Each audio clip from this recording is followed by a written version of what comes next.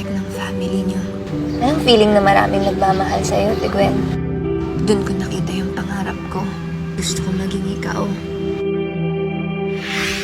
The boat is sinking. Group yourselves into... At hindi po ako kasali.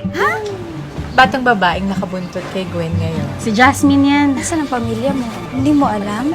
Orphan daw yung tawag sa akin. Ang sarap siguro nung may ate kang nagmamahal tsaka nag-aalaga sa'yo. Kunin na lang po natin si Jasmine. Hindi tayo basta-basta pwedeng magtiwala. Pero kailangan po tayo ni Jasmine. Kailangan niya po ng pamilya. Parang nagkaroon ng bagong buhay itong bahay namin. Napasaya mo lalo ang mga anak ko. Maraming salamat po. Bye, Ma! Ingat po!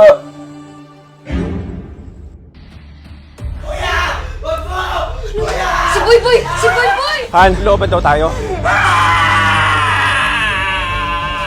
Nag-iisang survivor. Alam na ba ni Mama? Ma'am, sir, pasensya na po. Hindi po talaga pwede. Kung titignan po natin yung lagay ng mga katawan ng biktima, galit na galit po yung pumatay sa kanila. Mahal kita!